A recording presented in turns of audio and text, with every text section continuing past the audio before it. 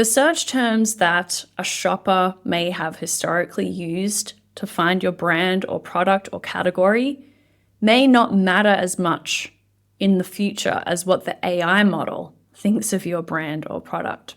Good morning and welcome to the Retail Media Breakfast Club.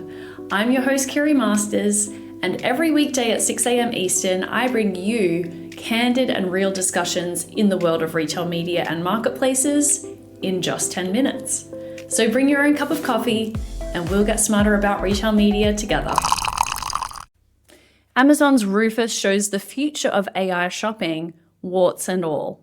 This is based on a post that I wrote for Forbes in December 2024. Amazon's February launch of Rufus, an AI shopping assistant, offers an early glimpse into how AI could reshape product discovery and purchase behavior. However, early experiments reveal both the promise and limitations of AI shopping agents while raising critical questions about how brands should prepare for a future where traditional keyword search may no longer dominate. For nearly a decade, brands selling on Amazon have followed a fairly linear playbook. And from my experience, having founded an Amazon-focused agency in 2015, I've watched this evolution firsthand. And over that 9-year timeframe, the fundamentals haven't really changed that much. Basically, optimize for Amazon's A9 search algorithm using strategic keywords, maintain strong product ratings, build traffic and conversion volume through advertising, and create compelling visual content.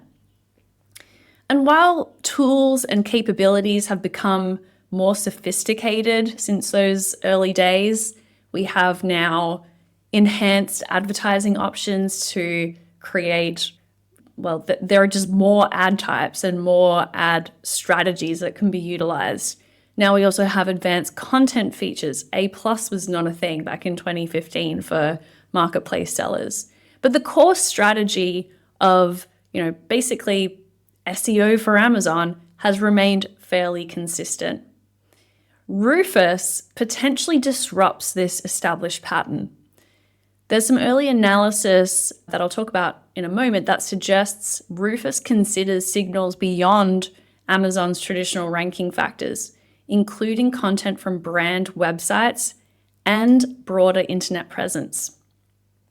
So now brands have to consider how to optimize their product content, not just for the eye of the consumer, but also for these large language models. The search terms that a shopper may have historically used to find your brand or product or category may not matter as much in the future as what the AI model thinks of your brand or product. Let's first talk about the wider AI shopping race. So obviously, Amazon is not the first retailer to develop a shopping assistant. Instacart, I think, was the first sort of large retailer / marketplace to develop an AI search functionality. Also, Amazon was very early in this with Rufus launching in February 2024. And then later in 2024, some people got very excited about the launch of Perplexity's shopping integration. And that integration enables single-click purchasing within search results. And that was really a first for a third-party tool. So that sort of signals growing innovation in this space. And this development could pressure other retailers to accelerate their AI initiatives to avoid losing search traffic to third-party platforms like Perplexity. So let's talk about early limitations of Rufus AI. I found a very funny picture from Reddit from a user, Homebrew Dude, who shared how Amazon's Rufus AI appears to be unsure about its own identity. So if you're watching on YouTube, you can see what it says. But if you're just listening to the podcast, the user asks, "What was the inspiration for your name?" And Rufus responds, "I'm not named Rufus." And then there is an error message that says, "Sorry, something went wrong." So this is, easy to sort of criticize the intelligence of AI when things like this kind of pop up. So current feedback on Rufus has been pretty mixed, with lots of users noting its frequently incorrect or unhelpful responses. But this really mirrors the early days of most transformative technologies, if you think about it. My fellow Forbes contributor and granddaddy of retail media, Jason Goldberg, noted in a recent Forbes post about AI shopping agents, AI shopping agents aim to bypass traditional search entirely, merging product discovery and purchase into a single intuitive experience. We're not there yet with this vision, but AI shopping agents represent the potential for a tireless, knowledgeable shopping companion that understands every product detail and, importantly, customer preference. So this development aligns with some predictions that many people have had about e-commerce, which is that eventually traditional search boxes will be replaced by conversational AI agents. But what I think is really interesting about what we're seeing with Rufus, and I'm going to get into, as promised, some early research on this topic, is personalization. One area where early experiments with Rufus show promise is in personalization. Analysis suggests that recommendations vary significantly based on users' historical purchase behavior and typical price points. Perhaps the clearest example yet of meaningful personalization in retail search. So, Carter Jensen, who is the Senior Manager of Enterprise Marketing Capability at General Mills, worked on, this is super cool, he worked on a browser extension that runs search queries inside Rufus and then enables you to export the results out in bulk. And so he built this because he wanted to understand, how does Rufus work? What are the search patterns here? It's kind of a black box. How are people using it? And what kind of results do people get back? So what he found when he tested Rufus and he got all of his friends to test Rufus was that the responses from Rufus varied between users, with evidence suggesting this variation stems from individual shopping patterns and price preferences. For example, when comparing results across different users for the same product categories, like dog food, Rufus appears to tailor recommendations based on each user's historical spending thresholds. So particularly in categories like pet food, where price sensitivity varies widely between consumers, he started seeing this happening. Also interestingly, he found that traditional ranking signals like Amazon's choice, those badges that you see, they don't seem to carry the same weight in Rufus's recommendations as they do in standard search results.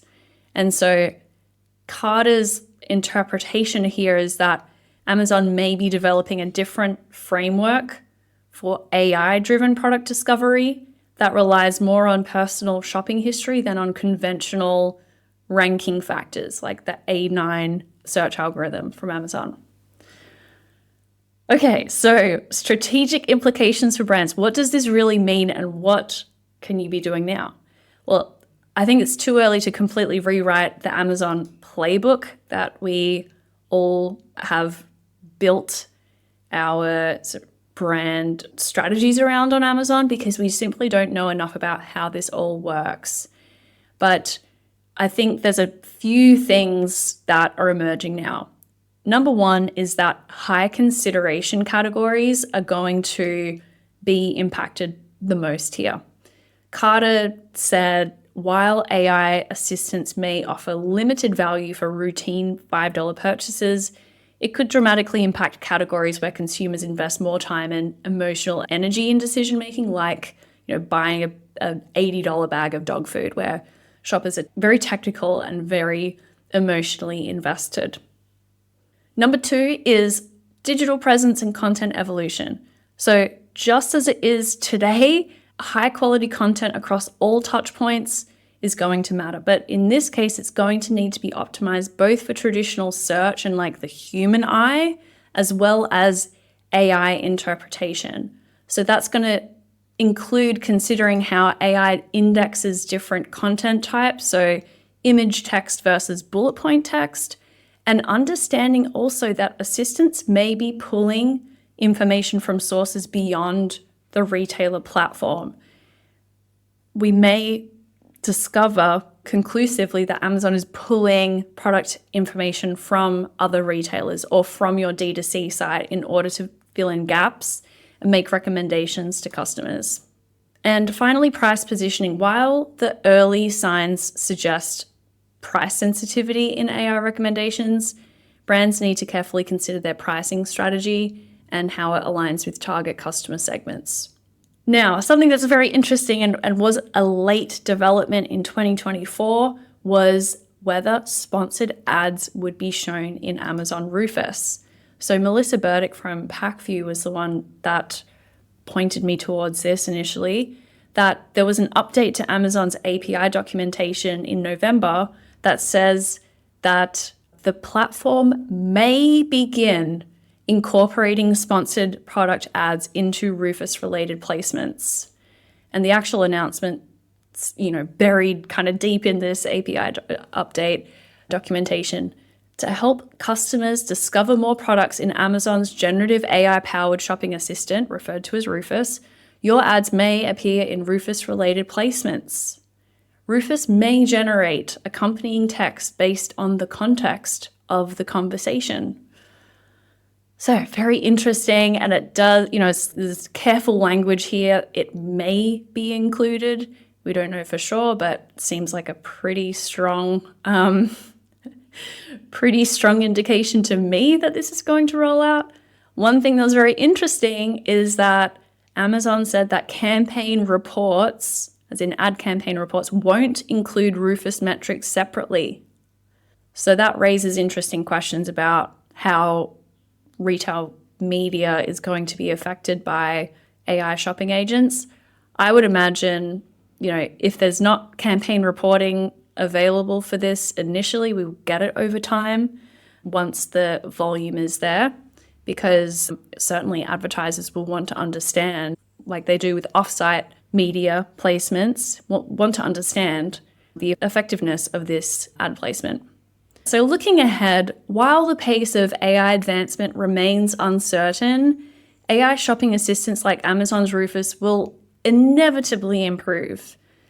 When I spoke with Carter Jensen from General Mills, he predicts that by 2025, major retailers could offer AI-powered predictive commerce with dynamic, conversation-driven shopping carts. He says the technology is there and the data is there. It's just bringing that to life. And for brands, success lies in building flexible foundations that work for both current and future commerce paradigms. Well, that is it for today. I hope you enjoyed this episode of the Retail Media Breakfast Club. We meet here every day at 6 a.m. Eastern. So be sure to subscribe and get your daily dose of insights, trends, and hot takes in the world of retail media and marketplaces.